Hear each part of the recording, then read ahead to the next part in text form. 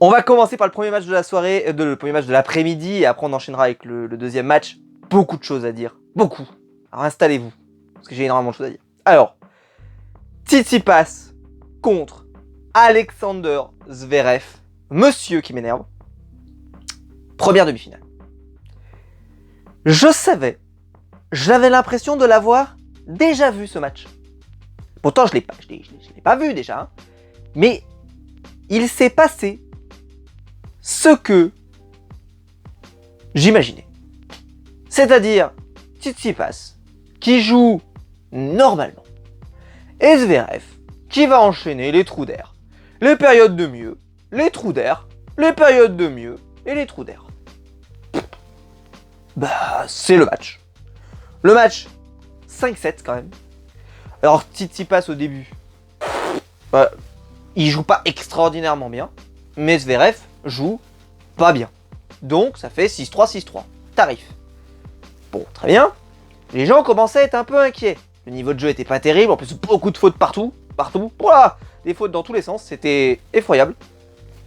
Et Zverev se réveille. Là, il se remet à bien jouer. Il prend le troisième set, pardon. Il va même prendre le quatrième set. Et ça va aller jusqu'au cinquième. Là, le cinquième set est à peu près équilibré. Là, honnêtement, Tsitsipas passe complètement un peu à côté, mais c'est surtout parce que Zverev joue. En fait, il joue à son niveau, tout simplement, qu'il peut avoir, parce que je vous l'ai déjà dit, il peut vraiment avoir un niveau de top 2 mondial, hein, Zverev, et il peut jouer comme un top 100 mondial. Il y a pas de juste milieu. Il peut passer du très bon au très moyen. C'est vraiment, voilà, c'est comme ça. C'est notre ami Zverev. Et Tsitsipas va finir par s'imposer. J'ai envie de dire, heureusement, parce que putain, je voulais pas forcément voir Zverev en finale parce que je pense qu'il se serait fait dévorer par ou Nadal ou Djoko. Il se serait fait dévorer parce que Djoko et Nadal, c'est pas du genre à te laisser comme ça du point pour te refaire. Non, il lui aurait roulé dessus. C'est-à-dire que s'il n'était pas rentré dedans tout de suite, je pense que ça aurait pu finir en massacre. Voilà. Tsitsipas, lui, par contre, il est sur cette surface. C'est rien. Bon. Petite statistique. Attention. Je me mets en mode statistique. Savez-vous que quand Rafael Nadal ne gagne pas Roland Garros, donc c'est-à-dire depuis sa première victoire de Roland Garros, d'accord, depuis sa première, chaque fois qu'il n'a pas été le gagnant, nous avons eu un nouveau gagnant.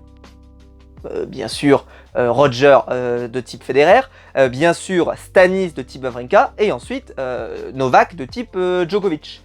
Et donc, est-ce que c'est un signe qui veut dire que c'est Tsitsipas qui va l'emporter? Je balance ça, c'est une stat qui ne sert à rien, qui ne raconte rien, parce que je rappelle que cette stat quand même concerne Roger Federer, Novak Djokovic et Stanislas Wawrinka, qui est quand même excellentissime. Mais voilà, je le lance, je le mets, le pavé dans la mare. C'est une stat. Vous en faites ce que vous voulez. Vous faites du bricolage avec, mais petite statistique des familles. Voilà. Écoutez. Et puis, donc le match a duré très longtemps. Et l'autre match a commencé seulement à 19h, alors qu'il était annoncé à 17h30. Donc, moi je me doutais que ça finirait tard. Mais bon. Ça aurait pu durer la vie. Et je l'avais dit que ça durerait la vie. Mais ça aurait pu durer la vie, tellement c'était bien. Alors, on va parler du truc. Alors, il y a des gens déjà qui ont posé la question, déjà, est-ce que c'est le plus grand match de tous les temps? Question à laquelle je vais répondre non tout de suite, parce que il y a eu mieux. Et surtout, il y a eu mieux en 5-7 par exemple. Et aussi, c'est même pas pour moi peut-être leur meilleur affrontement tous les deux. Parce qu'il y a eu d'autres affrontements qui ont été très bons entre les deux. Je pense en particulier à un Wimbledon où je pense que j'aurais pu vendre un organe pour savoir comment ça allait se finir. Ou je crois que c'est en demi de Wimbledon où tu as Djoko contre Nadal. Je rappelle que c'est pas sa surface, Nadal. Hein. C'est pas sa surface, il a rien à faire là. Et il se retrouve face à Djokovic qui lui par contre est plutôt à sa place là-bas. Les deux font une dinguerie. Mais oh là, ça finit en 5-7 le truc. Je me souviens, c'était pas... Ah là, j'étais pas bien. C'était ouf. Si vous voulez voir un match aussi, c'était ouf. Par contre, là où moi, ma mémoire me fait défaut, parce qu'ils se sont affrontés 58 fois, c'est ça? 58 fois. Là où ma mémoire me fait légèrement défaut, c'est est-ce que j'ai déjà vu un meilleur set, par contre, que le troisième set de ce Roland Garros Et je pense que la réponse est non. Je pense que la réponse est non. C'était incroyable. 17 minutes, c'est ça? Je sais plus. 1h30, le truc. 1h30. 87 minutes. 1h30.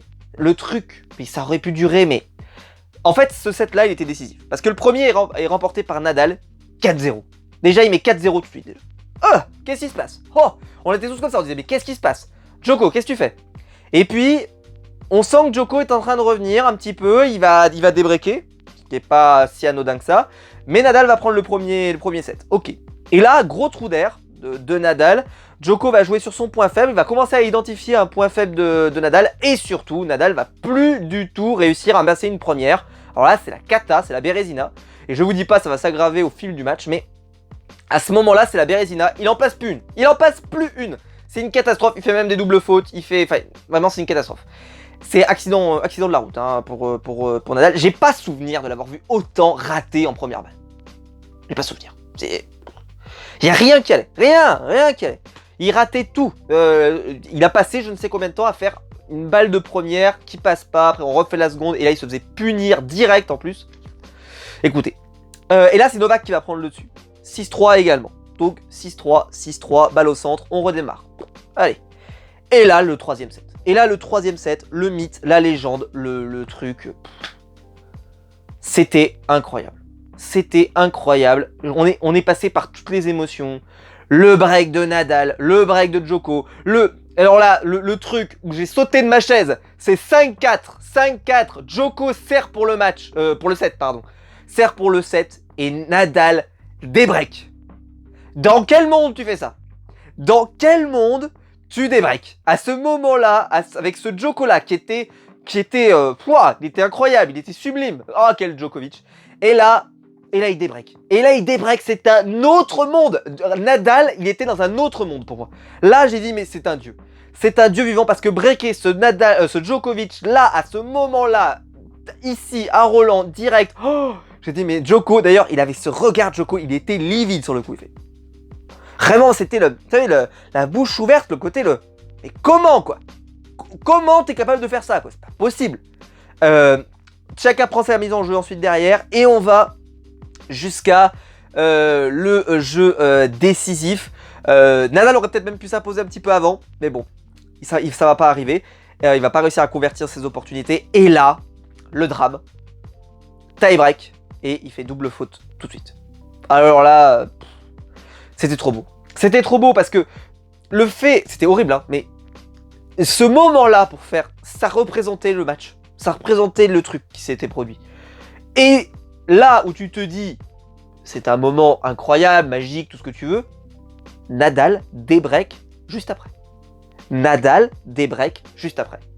C'est ce match. C'est l'histoire de ce match, c'est l'histoire de cette vie, c'est l'histoire de ce truc. C'est Nadal qui a du mal au service, Djoko qui est imprenable, mais on sait pas pourquoi, d'un coup, Nadal, d'un autre monde, Djoko a ramené des trucs, c'était juste impossible. Vous les avez vus jouer, ils étaient tellement loin de leur ligne tous les deux à un moment, que tu avais l'impression que le court n'était pas suffisamment grand pour Djokovic, il n'était pas suffisamment grand pour Nadal. Il y a eu des balles qui ont été ramenées par Djokovic, tu te demandes comment c'était possible. Il a accroché des lignes qui me semblaient improbables à accrocher. Il a fait des lobes d'un autre monde, mais d'un autre monde. Quel match! Et Djoko remporte la troisième manche. Et là c'est... Djokovic remporte C'était la manche à gagner. Hein. Parce que je pense que celle-ci, tu la gagnes, tu gagnes le match. C'est ce qui va se produire d'ailleurs. Je pense que si c'était Rafa qui l'a gagné, je pense qu'il n'aurait pas eu des pertes physiques, même s'il aurait eu un petit peu. Mais je pense que ça lui aurait donné l'idée qu'il va le gagner, ce truc. Il va le gagner, il va aller le prendre. Et là, boum, ça lui a quand même mis un gros coup parce qu'il s'est dit, il faut que j'aille encore en prendre deux. Je suis plus assez en forme, j'ai plus d'énergie, je peux pas tout donner, c'est fini quoi. Parce que là, tu te projettes déjà, tu te dis qu'il faut que tu tiennes 2 sets supplémentaires. Et à part si Djoko avait eu un petit moins bien, ça peut lui arriver de temps en temps, mais c'est très rare, il est en Terminator de toute façon, c'est fini. Et ben, c'était plus possible. Et donc là, Nadal, il était incroyable, et Djokovic était incroyable. Et j'ai entendu des gens qui ont mis sur Twitter, ça m'a fait rire. Parce que moi, je suis un immense fan de Rafael Nadal, immense. Pour moi, c'est pas mon joueur de tennis préféré, c'est mon sportif préféré. Tout sport confondu. Et j'ai vu des gens dire, oh là là, les fans de Nadal, ils sont en PLS, nanana. Mais Alors, pire, j'ai entendu, Nadal, il est fini. Alors là, pire. Si après ça, après avoir vu ça, le constat que vous faites, c'est que Nadal est fini, bon bah on regarde pas la même chose.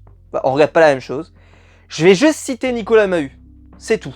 Ou alors, même mieux, Schwarzman, mais les deux ont dit la même chose. Vous arrivez, ils disent, ils jouent vraiment le même sport que nous, ces gens. Parce que, et Mahut, il a été très drôle, il a fait, ça, je sais pas ce que c'est que ce sport qu'ils sont en train de jouer, mais ça a l'air sympa, j'aimerais bien jouer. Les deux ont fait une masterclass incroyable. Et si Nadal avait tenu sa mise en jeu, avait été capable de faire des bonnes premières, je veux dire, je pense que là, on partait sur du 9 étoiles. Hein, parce que ça pouvait durer, 8500 ans. 8500 ans. Clairement. Parce que là, je pense que Nadal aurait peut-être réussi à prendre le quatrième. Peut-être que troisième, pardon. Djoko aurait peut-être quand même pris le quatrième. On aurait eu un 5e set de fou. Enfin, on refait l'histoire, bien sûr, mais waouh. C'était sublime. Et pourtant, je suis fan de Nadal. Et je suis fan. Mais j'ai pas été déçu une seule seconde. Nadal a perdu parce que tout simplement, il avait plus d'énergie. Et surtout, il a fait beaucoup de fautes. Il a été nul à sa première balle. Et forcément, il l'a payé. Mais honnêtement, tu peux pas ressortir de ce truc en étant déçu. C'est pas possible. Même si t'es fan de Nadal ou fan de Djoko ou l'inverse, enfin, ou même d'un fan d'un autre joueur, si t'es fan de Federer, de ce que tu veux, tu sors de ça, t'as qu'une seule envie, c'est de savourer. C'est pas de te poser la question de machin, de trucs, etc. Non, t'as qu'une seule envie, c'est de savourer. Au contraire. Quel match. Quel sublime match. J'ai adoré. Bon, ensuite, quatrième, donc Nadal est dans le dur. Mais il va quand même continuer d'aller chercher des points, des trucs. Voilà, au moment même où tu crois qu'il est mort, il va chercher des points que tu pensais pas possible. Mais voilà, ses balles sont plus aussi fortes, il a du mal à faire sortir le Serbe, voilà, c'est très compliqué. Le Serbe va finir par s'imposer en 4 manches, et voilà. Et maintenant, voilà, c'était sublime, moi j'ai adoré. Mais vraiment, je vous pose la question, dites-le en commentaire. Est-ce que pour vous, le 3e set, est-ce que vous avez déjà vu mieux entre les deux, ce set-là? Parce que je l'ai trouvé tellement génial, ils n'arrêtaient pas de se breaker, de se débreaker et tout, parce qu'ils étaient à fond sur chaque mise en jeu de chacun. Ils se sont donnés à 200%, ça a duré tellement longtemps, ça a duré plus longtemps juste ce set que le match de foot de TF1 à côté, quoi. Rien que ça, incroyable. Mais j'ai envie de poser une autre question. Alors, allez, on retire ce truc, on fait très bien. Il y a longtemps, ça fait des années qu'on le dit, Federer et Nadal sont les meilleurs rivaux, amis, rivaux, ce que vous voulez, un peu du Naruto. Et maintenant, j'ai envie de dire, est-ce qu'on pose la question maintenant? Allez, je la pose, boum, vous en faites ce que vous voulez. Quel est le meilleur adversaire de Nadal? Djokovic ou Federer? Vous avez 8 heures. Ah, il vous faut 8 heures. Il faut une dissertation, 4 points et tout. Trilogie avec un petit A, un petit B, un petit C, même 10 sous-parties. Parce que j'ai l'impression que Federer-Nadal, il y a un mysticisme parce que c'est extraordinaire. Et ils sont extraordinaires, tous les deux. Ils sont extraordinaires. Voilà. Par contre, Djokovic et Nadal, ils ont amené un truc. Et Djokovic et Federer, c'est également très très fort. Hein. Mais aujourd'hui, il n'y a jamais eu autant de matchs entre Nadal et Djokovic. Et je pense pas que ça va s'arrêter d'ailleurs. Et de l'autre côté, Federer et Nadal, ils se rencontrent un petit peu moins souvent maintenant. Mais ils pourraient toujours continuer à se rencontrer. On verra selon le classement comment ça évolue. Mais Nadal, Djokovic. Les deux, j'ai l'impression, quand ils sont sur un terrain, quand ils sont quelque part, c'est sublime. Je vous l'ai dit, le Wimbledon qu'ils font tous les deux. Le Roland Garros qu'ils font tous les deux. C'était en quart ou en demi? En quart, je crois. Où c'est Djoko qui gagne à la fin. Mais même la finale, Djoko-Nadal, où Nadal sur 2 jours arrive à battre Djokovic pour gagner Roland Garros. Il y a eu des moments incroyables. Et j'ai même envie de dire, je crois qu'il y a un US Open aussi, où ils font un truc de fou aussi. Bref, les deux nous ont servi du caviar. Mais Roger et Nadal nous ont offert du caviar. Et là, on est sur la culture de l'instant. Mais le point commun entre les deux, c'est que Nadal, il a été, je pense, le meilleur adversaire de Federer, et Nadal a été le meilleur adversaire de Djokovic. Maintenant, je pose la question dans le sens inverse. Et Federer et Djokovic sont pas, pour moi, les 2 meilleurs adversaires, en tout cas selon moi. C'est que Nadal, il est capable d'être hyper intéressant contre n'importe qui. Et ce match-là, pour moi, il le prouve, c'est que les deux joueurs, ils l'ont sublimé. Ils l'ont sublimé. Ils étaient sur cette arène, avec le public, avec tout, et c'était magnifique. Sublime. Et voilà, je vous laisse le débattre dans les commentaires, allez-y. Moi, je n'ai même pas d'avis, parce que je ne sais pas. Je ne sais pas, là, vu que je suis sur le coup de l'émotion, t'auras envie de dire Djoko, mais Federer était tellement extraordinaire. Les deux nous ont proposé des matchs magnifiques également. En particulier une finale de Wimbledon qui a marqué les esprits, peut-être le plus grand match de l'histoire du monde, tout simplement. Les deux ensemble. Je ne sais pas. Mais en tout cas, Nadal, si à la fin de ce truc, tu te dis il est fini, mais on n'a pas vu le même match. On n'a pas vu le même match. Il y a combien de joueurs sur cette planète qui sont capables de jouer comme les deux? Là, ils se rencontrent en demi. En fait, on a eu la finale avant l'heure. Parce que ils ont un niveau encore de top 1, top 2 mondial. Il n'y a pas de problème. Là, il n'y a pas de problème. Il n'y a même pas de débat. Alors, bon, à ce qui paraît, donc ça a été terrible. Nadal, vraiment, il est la tête en vrac. Il sait même pas s'il va jouer Wimbledon derrière, mais parce que tu m'étonnes, il est complètement, il doit être en 36e dessous, hein, parce que là, d'un coup, voilà, il se fait sortir, et il a pas vu l'heure, quoi. Bref, c'était génial. Maintenant, on va juste faire une petite parenthèse pour terminer, mais dites-moi vous ce que vous en avez pensé. Moi, j'ai adoré, hein, comme vous l'avez compris.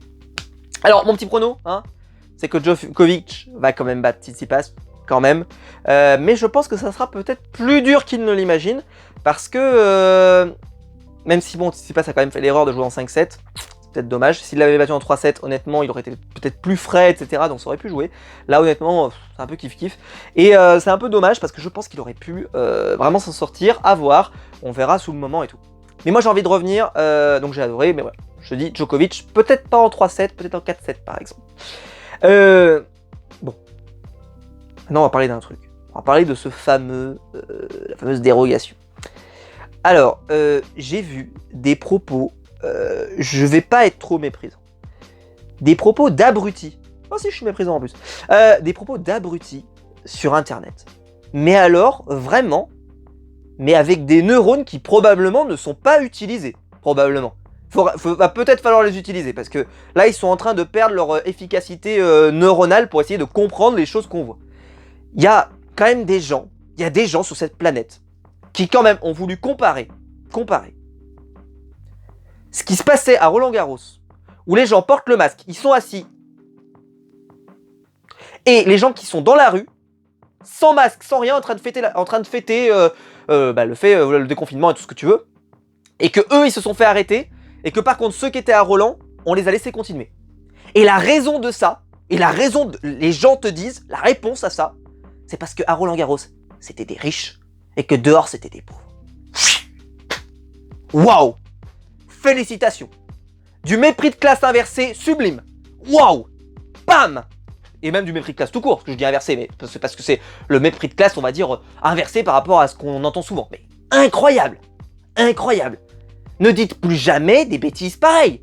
Ne faites pas ça! Ne faites pas ça! Réfléchissez un petit peu! Sans déconner! Vous faites honte! Vous vous faites honte! Vous avez osé dire des trucs pareils, mais n'importe quoi! Ça gênait quoi que ce match il dure? Et en plus, pire, alors là, c'est que, pour moi, ils auraient dû donner la dérogation tout de suite. Ils auraient pas dû attendre. Je suis d'accord avec tout le monde là-dessus, par contre.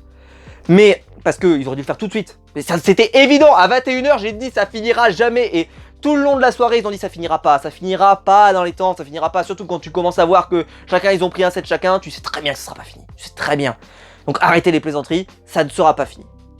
Si ça avait fini à 23h, parce qu'au final ça a fini à 23h30, on n'en aurait jamais parlé, Bon, ça a fini à 23h30, bon, pas un problème, on peut pas voir la fin, etc. Donc il aurait fallu faire partir les gens.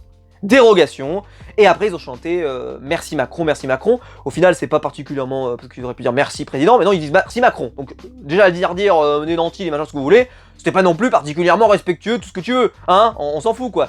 C'était plus un chant sympa pour dire voilà, on continue et c'est de coup. Enfin, franchement, les gens se prennent la tête pour des trucs. Et s'il y en a qui pensent que ça peut avoir de l'influence sur des élections, sur des machins, mais vous êtes stupide quoi. Vous êtes stupide, les gens quand même ils votent pas pour on a autorisé Roland Garros. Putain, j'espère quand même que les gens ils votent pas pour ça hein. Sinon limite on va voter sur le physique par exemple maintenant. Incroyable, sublime. Enfin bref. Mais là où c'est que le match, il était magnifique, il était sublime. Les gens, ils ont payé leur place, effectivement, ça coûte très cher. Moi, c'est mon rêve d'aller à une demi-finale ou une finale de Roland-Garros, ça coûte très cher. Mais il y a des gens, par exemple, qui économisent pendant longtemps pour pouvoir se payer une place. Il n'y a pas que des riches. Il n'y a pas que des riches. Alors effectivement, souvent on nous montre les célébrités, les Patrick Bruel, les machins, les cons, les tout ce que vous voulez. On s'en bat les couilles. Tout le monde s'en bat les couilles. Tout le monde. Moi, je m'en fous. On n'est pas venu là pour regarder s'il y a un tel, machin. Ça, moi, personnellement, je m'en bats les couilles. Mais sur tous les tournois, ils nous font ça. Hein. Et je vous rassure, dans le monde du foot, c'est pareil. Mais alors, c'est justement ma transition. C'est pourquoi ça choque les gens, là, sur le tennis. Par contre, quand c'était les Bulgares avec la France, un match amical, donc tout le monde se contrefout parce que personne n'intéresse personne. Pas si, parce qu'il y a Karim Benzema. Voilà. Là, par contre, il fallait des dérogations, il fallait que les gens puissent rester. Bah oui, t'imagines, tu leur demandais de partir en plein milieu du match, bah non. En fait, il aurait fallu demander une dérogation, il aurait fallu qu'il l'ait tout de suite. Ça aurait... voilà. Non, on ira jusqu'au bout. Je comprends pas pourquoi ils l'ont pas fait, je comprends pas, ils se sont foutus dans la merde tout seuls et ça a fait polémique, etc. Mais il n'y a pas de polémique. Il n'y a pas de polémique pour moi. Ils étaient absolument pas dangereux. Les mesures sanitaires, je vous rappelle qu'il y a un pass sanitaire, tout le monde est testé dans l'enceinte, etc. Il n'y a même pas de débat. Les gens sont stupides, ils sont juste cons. Faut arrêter. Ça me fatigue d'avoir des gens qui sont aussi, qui en fait, qui veulent comparer des trucs qui ont rien à voir. Et en fait, ils veulent enlever à l'un pour donner à l'autre, machin. Mais là, on parle de Roland-Garros, on compare pas avec d'autres trucs. À Roland-Garros, est-ce que les gens, je pose la question, est-ce que les gens étaient dangereux par rapport au Covid, par rapport aux mesures sanitaires, etc. Non. La réponse est non. Le stade, il est rempli à 5000 personnes, donc il est rempli à même pas je sais pas combien de pourcents de ses capacités. Les gens, ils sont espacés et tout. Ils portent le masque, tranquille. Il n'y a aucun risque. Les gens sont assis, il n'y a aucun risque. Heureusement qu'ils ont eu la prolongation, mais heureusement, mais moi, honnêtement, ils ne l'auraient pas eu, mais ça aurait été un scandale. Heureusement qu'ils l'ont eu. Voilà, dites-moi, insultez-moi dans les commentaires, je prends la responsabilité de ce que je viens de dire. Insultez-moi, allez-y. Parce qu'honnêtement, c'est juste improbable de venir sortir des conneries pareilles, mais moi, ça me... Putain, mais l'égoïsme de chacun qui défend son gras, machin et tout, putain. Tu peux pas laisser... Non, il faut qu'on compare avec les autres, machin, mais c'est... Cette mentalité, c'est terrible. C'est terrible. Voilà. Ce match était sublime. Le public a pu le profiter jusqu'au bout. C'est l'essentiel. Et les gens qui sont pas contents, les gens les aigris, tout ce que tu veux, eh ben... C'est pas grave. Nous, on aura kiffé. Les gens qui étaient là, ils auront kiffé. Et c'est l'important. C'est ça l'important. Le reste, on s'en fout. Le reste, on s'en fout. Et venir faire des comparaisons qui n'ont pas lieu d'être, ça, si ça vous amuse, faites-les sur Twitter, faites-les où vous voulez. Mais moi, personnellement, ça me passe. Bref. Non mais vraiment, on a lu des trucs. Et des trucs en plus de politiciens en plus. Hein. Mais sans déconner quoi. C'est des gens qui veulent diriger la France plus tard. Enfin bref. Voilà, j'espère que la vidéo vous aura plu. Moi j'ai adoré cette soirée. Ah, ça aurait pu durer la vie. Honnêtement, après je suis allé prendre une douche froide. Tellement ça m'a... je vous dis pas, il fait 40 degrés dans cette pièce. J'ai l'impression de jouer à Roland-Garros tellement il fait chaud. Mais voilà, j'espère que la vidéo vous aura plu. Si c'est le cas, vous pouvez la liker, vous pouvez vous abonner, pour la partager sur les réseaux sociaux. Il y a le bouton rejoindre juste en dessous pour devenir un membre soutien et je vous en remercie. Et quant à nous, on se retrouve très vite pour une nouvelle vidéo. Ciao!